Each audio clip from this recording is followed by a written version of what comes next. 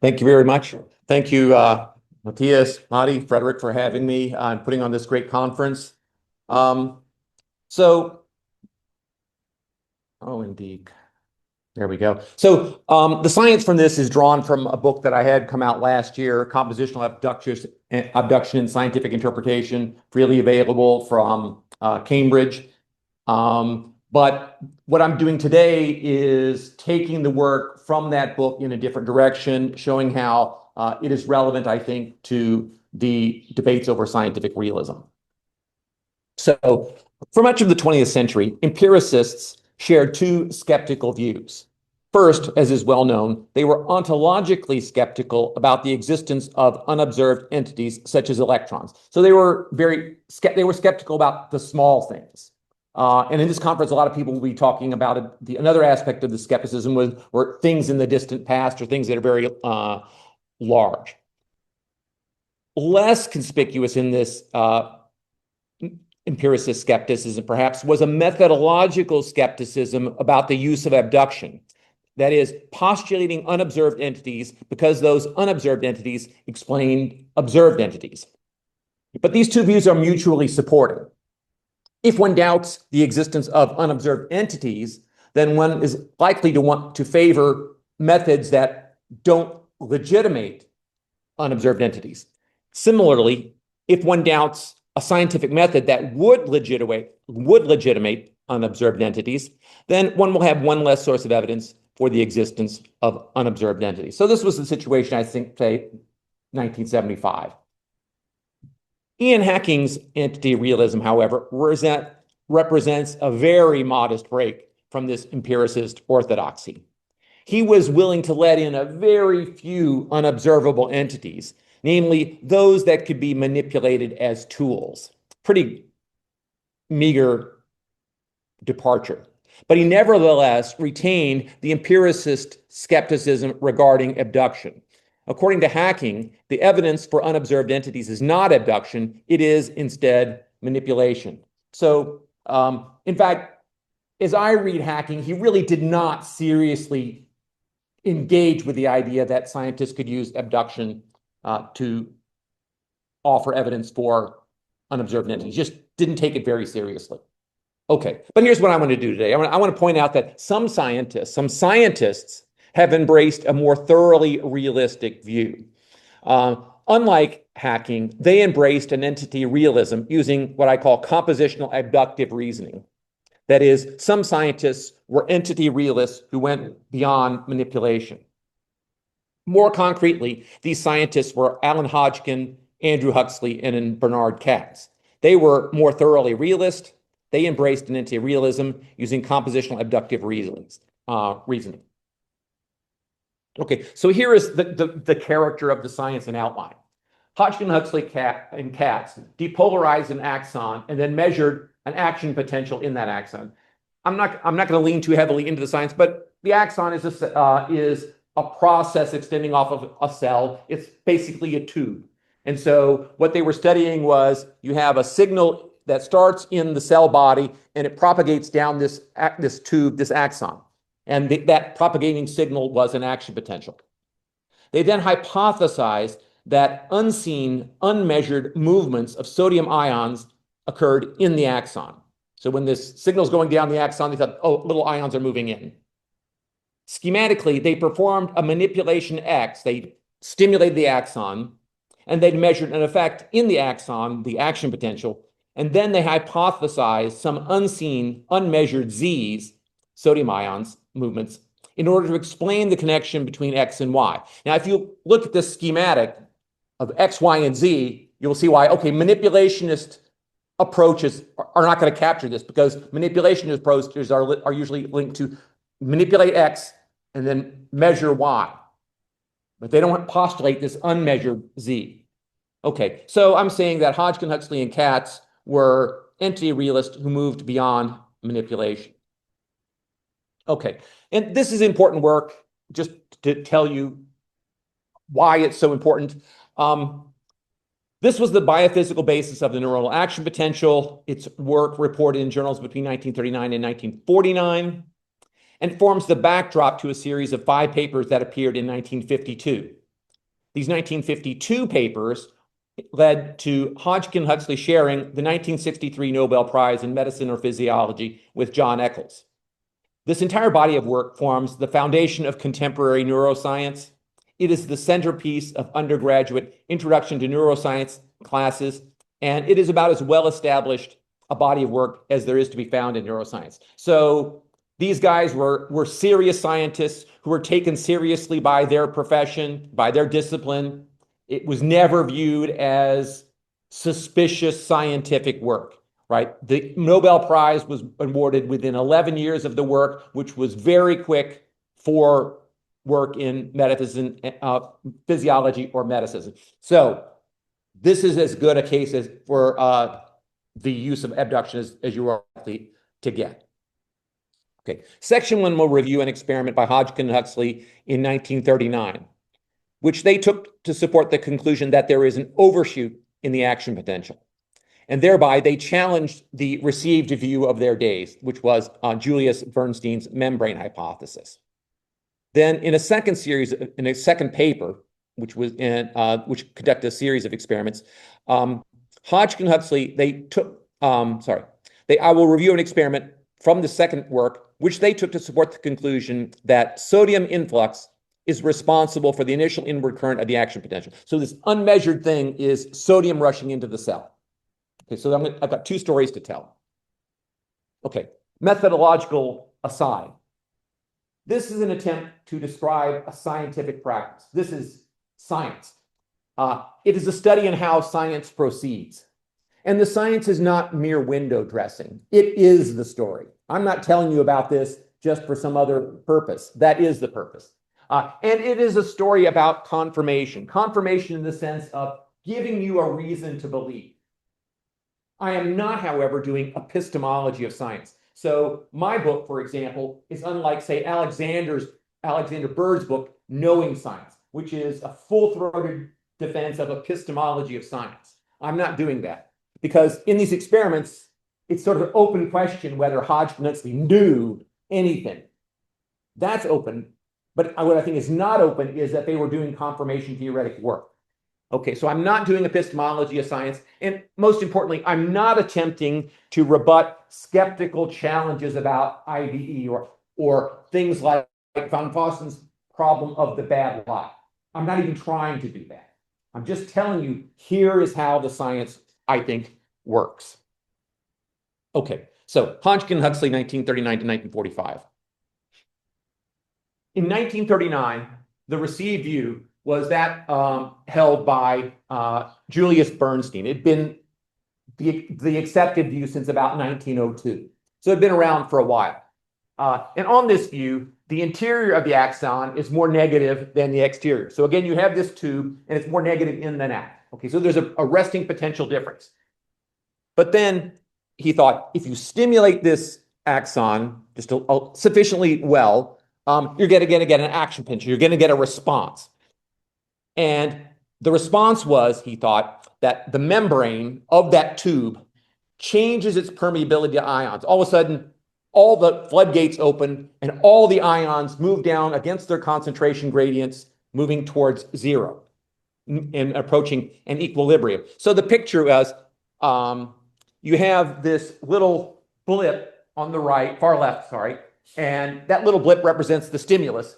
And then the response is the membrane changes its permeability, all the ions run down their concentration gradients, and he thought that the action potential should go to zero, and then metabolic processes kick in and quickly repolarize the membrane. So that's what he thought. That was the theory. It was the going theory up until 1939. Okay. In 1939, Hodgkin and Huxley found a way to exploit the squid giant axon. So the squid giant axon is the main motor neuron in squid. It's huge, and it was so big, they were able to insert an electrode down the central axis of this. So big technological advance, and it enabled them to get more precise measurements of the action potential. And what they found was a dramatic overshoot of the action potential. So what they expected is what is shown on the left, but what they found was what was on the right. That's the important part, right? left is what they expected, the right is what they got. Now, there were several terms used to describe this thing on the right. One is that there's an overshoot. It goes above 0 to about plus 40. Another way of describing it is as a reversal of the potential. So as I said before, at rest, the axon was negative inside and positive outside. That's over here. But as soon as you go above 0, it's positive inside and negative outside. So that's also called the reversal. Another way this is described is to say that the action potential is larger than the resting potential, by which they mean the magnitude of the action potential is larger than the resting potential. So there are these three ways of describing this, okay? And I only tell you this because I'm going to quote relatively extensively from Hodgkin Huxley, and so you'll need to know the terminology that I'm borrowing. Okay. So this work was done in 1939. The result reported here was reported in 1939. The very next month, Hodgkin Huxley shipped off to war. They entered military service, and they returned in 1945 and began work again. It took a while to get going because all their equipment had been destroyed during the war, but they took off more or less where they left off. And this paper that came out in 1945 is kind of let's say all the things we didn't get to say in 1939 because of the war. And so what they write in the introduction to the paper is a method of inserting microelectrodes into squid axons was developed, and direct measures of action and resting potentials were obtained in the summer of 1939. At about the same time, Curtis and Cole evolved a rather different technique for performing the same experiment, and in a subsequent paper, Curtis and Cole concluded that the action potential exceeds the resting potential by a large amount. So again, the resting potential, right, exceeds. So that's why I introduced that terminology. And then the last sentence is perhaps the most important. The present paper provides an independent confirmation of this conclusion. So when you do this sort of close reading of scientific texts, scientists typically don't use the vocabulary that philosophers do. They rarely talk about confirmation, but here they do. And I think they're using confirmation the way philosophers have. Okay, after performing a series of experiments in 1945, Hodgkin Huxley concluded that the difference between action and resting potentials is too large to be explained by a liquid junction potential between the axoplasm and the microelectrode. So two features about this plan. They're thinking about this in terms of what explains what, okay, which is a vocabulary that inclines to abductive analysis. Okay, so because abduction is drawing conclusions about what's explanatory. Now, there's a technical story to be told about junction potentials, but what you need to take from this is merely that this is not an artifact. Okay, so this other thing they're talking about is an artifact. They said, we know it's not an artifact. Okay, and they say instead, it must be due to a genuine reversal of potential at the surface membrane of an active section of nerve. So again, now you know why I had to use the term reversal potential. Okay, and it's genuine, it's real. So that's about as good as you're going to get from scientists. So the bottom line here is that Hodgkin Huxley concluded that there is an overshoot of the action potential. They saw it, they believed it at first, but then they wanted to double check to make sure that it really happened. Okay, right away, I think that there are some important morals for hacking's conception of what is real. So as probably everyone knows, hacking claimed that experimenting on an entity does not commit a scientist to believing that it exists. Hodgkin Huxley weren't party to this understanding, right? They did these experiments that I've just described, and they accepted the overshoot. And the action potential was never really up for grabs. But after all the experiments that I just described, and a couple more, they came to believe that there is this overshoot. Only manipulating the entity in order to experiment on something else commits a scientist to believing that it exists. Hodgkin and Huxley did not get the memo. They did not work this way. Okay, they were committed to this. So we can see that they were committed to the existence of the action potential and the overshoot. Moreover, we note that they came to this conclusion only by experimenting on the action potential and the overshoot. And they did not manipulate the action potentials or the overshoot to experiment on something else. To borrow Hacking's metaphor, they did not spray the overshoot. They did not spray action potentials. Okay. And so what I'm going to do now is go to some new experiments where you might say they sprayed the action potential and they sprayed the thing to discover something else, but they used abduction. Okay. So next series of experiments. Okay. In 1945, they knew that Bernstein was wrong, or they concluded that Bernstein was wrong, but they didn't know what was right. So they had to figure out a plausible rival hypothesis. In the fall of 1946, Bernard Katz told Hodgkin about a forthcoming paper of his reporting that crab axons were inexcitable in sodium-free media. So crab axons were like the cheap way to go because the crabs were available all year round. They could just do it. You go out there and you grab it. But by that time, squid giant axons were the gold standard because they were so big, you can get much, much better measurements of them, but you could only get them in the summer, and they were hard to come by. And so I guess when they first started doing this, Hodgkin was so upset because the fishermen would bring back the squid, and the squid were dead. So he eventually had to just get on the boat with them and make sure to take special care of the ones that were not dead. Okay.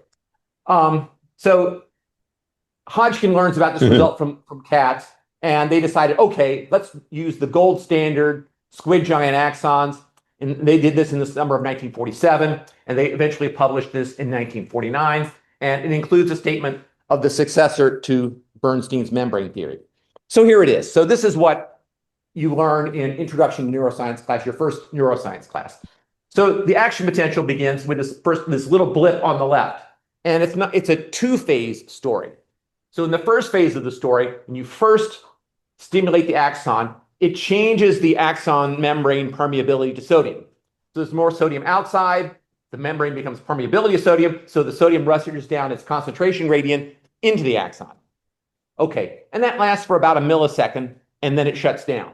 And then, at about a millisecond, a potassium change takes place. So the membrane becomes permeable to potassium. There's more potassium inside than out, so the potassium begins to run out. So there are two phases to the action potential, the sodium part and the potassium part. In the rest of my talk, I'm going to focus on just the sodium part. Okay, and an important part of the sodium story is the compositional abduction story. Okay, here's the main experiment from 1949. I will sometimes refer to it as the Overton experiment because it's a replication of the experiment that was done decades before by Edgar Overton. So curve number one here is the action potential I've shown you a couple of times before, right? So you have the little stimulus here, and the curve number one, that is a response. Okay. After curve number one, they removed the sodium from the extracellular medium. Okay, so they pumped in a new solution, and the new solution didn't contain any sodium. And then they waited, let's say, every 30 seconds to stimulate the axon again. So after one, they pumped out the sodium, then they stimulated again. 30 seconds later, get 2, 30 seconds later, 3, 4, 5, 6, 7, 8. Then after 8, they pumped back in the sodium, and then they got the dotted lines 9 and 10. So here's what you can see. It's pretty straightforward, right? That the first and most obvious thing is that the peaks go down, from 1 to 2, 3, 4, 5, 6, 7, 8. And then when you return the sodium, the peaks go back up. Another fact is that the peaks typically are shifted to the right. Right? So the peak of 2 is to the left of the peak of 1. The peak of 3 is the peak of 2 is to the right of peak 1. The peak of 3 is to the right of peak 2, and so on. Okay, so what's going on? What's going on? Well, the first thing was they thought when they removed the sodium just does not immediately disappear. Instead, they thought the sodium is stuck in the connective tissue surrounding the axon, so it can't immediately diffuse away. And they spend a lot of time talking about how it can't diffuse away in the squid, but it can diffuse away in the crab because the squid has more connective tissue than the crab. And they talk also about how, well, Curtis and Cole in their 1942 work didn't get this result. And in fact, this confused Hodgkin. Why didn't they get this result? Basically, they said Curtis and Cole, who were working in the United States, did not do clean enough dissection. They just didn't cut away enough of the connective tissue. So they said Curtis and Cole made a mistake. Okay, so, but the important point is that this is the experiment, and it showed to them that sodium is pretty important. When it diffuses away, that explains why you get these shifts in the curve, and then why the restoration comes back. Okay, so that's the basic science. I think any undergraduate in neuroscience will recognize this story. Okay, so here's now a philosophical analysis of what is going on. They believe, Hodgkin and Katz believe they could explain each of the sodium action potentials, 1 through 10, each of those curves that I showed you, 1 through 10, in terms of a change in the membrane permeability of sodium and the sodium ions moving in or out of the axon. Okay, so again, curve 1 will be S psiing, curve 2 is S psi starring, curve 3 is S psi star starring, and so forth. And then all this changing in the explanons is the number of ions flowing in. That's the hub of the story. And then I think that X, so as you may know, I'm borrowing notation from the new mechanists. I don't use it exactly the way they do, but I'm using it in the event that it will be helpful to understand what I'm talking about. Each of the X1, X2, X3, and S is an individual. So each X1, X2, X3 is a sodium ion. S is the axon. And it's one at a spatiotemporal particular. It's just one run. So each of these curves happen just once. Okay. And so I'm trying to capture that in this notation. And the phi-ing, phi-1ing, phi-2ing, phi-3ing, and the S-ing is a single activity instance at a time. Each is a spatiotemporal particular. It's just one thing that happened this time. Okay. Now, I propose, so these are the explanations. They should look vaguely familiar if you're familiar with the new mechanist literature. I propose that Hodgkin and Katz use these explanations in hypothetical reasoning in abductive inference. Now, I use abductive inference in a way that no one else does. So I have to tell you what I mean by this. So by abduction, I think this is a fairly standard usage. It's inferring some hypothesis because H explains some evidence E. But I don't mean by abduction what many people take Gilbert Harman to mean. So Gilbert Harman doesn't mean by abduction what I mean by abduction. In fact, Gilbert Harman doesn't talk very much about abduction. Instead, he says that inference to the best explanation is warranted abduction. Okay, he doesn't say what warranted means, but somehow it's like justification. And he says that abductive inferences are warranted when one is able to reject all the rival hypotheses. He doesn't say what it means to be able to reject, but it's something. And then there is an open-ended list of considerations that one might use to eliminate, to be able to reject the rival hypotheses. And he mentions simplicity, plausibility, breadth, and so forth. Now, my theory does not include all this other stuff down here from Harman, right? I'm not giving you the best explanation. I don't use the concept of best explanation. I have no way of trying to rule out rivals because that's not what I'm trying to do. Here's another way of thinking about what's going on. IBE is meant to answer two questions. One is, what reason is there to believe H? And my answer is, well, H explains E. In the IBE literature, is usually they say something like, well, H potentially explains E. I'm not having that. But I'm really not having the second step, right? Why think H is the correct explanation rather than H prime? I'm not even taking that story out. That's a completely different line of inquiry. It's a completely different line of thought. So you need two different kinds of arguments, probably. Okay, so I take abduction merely to address the first question. I don't take up the second question. So this goes back to my point that I am not doing the epistemology of science. Right? I'm just doing confirmation here. Okay, so that's the first thing. But also, I'm not using abduction the way Persians do. So Persians take abduction to introduce hypotheses, and then you have to do something else to confirm them. Then you use HD, you use hypothetical deductive reasoning. in some sense. Okay. I think, however, that abduction is used for confirmation. Again, confirmation in the sense of giving you a reason to believe, not confirmation is in giving you compelling justification. So Nancy Cartwright has a new book out with several co-authors. There she uses confirmation to mean something like compelling confirmation. Not what I mean. Not what I mean. I'm not sure where that came from, where that different conception of confirmation came in, but it's not mine. I think confirmation is just a reason to believe. Okay, so this is very weak. Confirmation are reasons that, to critics, may not justify belief or acceptance in the hypothesis. So Hodgkin Huxley did this experiment, and they expect people to see that's a reason to believe in our theory, but you don't have to believe in the theory. And everyone, I think, in science, when you get to the level of published work, is going to recognize the value of explanatory reasoning as something. It's not like, say, swearing in church, right? It's a legitimate move that even your critics have to respect and respond to. So that's what I think it is. So even a scientist who proposes that H explains E may not take that to be strong enough reason to believe in H. So this is sort of a weird situation. You advance this hypothesis, but you still may not believe in it because the confirmation may not be strong enough for you, let alone for critics. Okay, so all that is to specify in a little bit more detail what I'm aiming for. I'm not Harman, I'm not Peirce. Okay, so back to the story. Here are all these explanations. And you could focus on, let's say, the change in membrane permeability. Or you can focus on the reversal potential. And they take it that when H explains E, this change in membrane permeability explains all this evidence, that's a reason to believe that there is this change in membrane permeability. And so they, in fact, say this, right?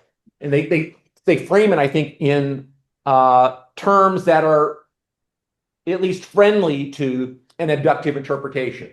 They say the reversal of the membrane potential during the action potential can be explained, nice for abductivists, if it is assumed that the permeability conditions of the membrane in the active state are the reverse of those in the resting state. So the idea is it's impermeable to sodium, then it becomes permeable. That's the reversal they're talking about. Since these explanations are compositional explanations, because you're explaining wholes in terms of parts, the abductive inferences are compositional abductive inferences. And Hodgkin actually believed that changes in the membrane permeability and the sodium influx because they explain those various curves, E1 through E10. Okay, and a lot of the commentary, I think, bears this out. So again, according to the membrane theory, excitation leads to a loss of the normal selectively permeable character of the membrane, with the result that the resting potential falls toward zero activity. This aspect of the theory is at variance with modern observations and must be rejected. So this, look what's going on, right? They're saying the Bernstein theory predicts this thing. This thing wasn't found. Bad for Bernstein. So that's what they're saying there. However, a large reversal of membrane potential can be obtained if it is assumed that the actin membrane does not lose its selective permeability, but reverses the resting conditions by becoming highly and specifically permeable to sodium. So it begins impermeable to sodium, impermeable to sodium and changes to permeable, then things get going. That makes sense. Then the hypothesis presupposes the existence of a special membrane which allows sodium ions to traverse the active membrane. So when Hackney is talking about anti-realism, he said he complains, scientists don't talk about what exists. Well, sometimes they do. Next, turn to the summary of their paper. So this is sort of commentary leading up to it and commentary in the course of the thing. This is the concluding section. There's a synopsis. And in the synopsis, the first point of the synopsis is this. This hypothesis is supported by is, I think, another word for confirmation. There's room to maybe debate that. But I think that's how scientists sometimes talk about confirmation.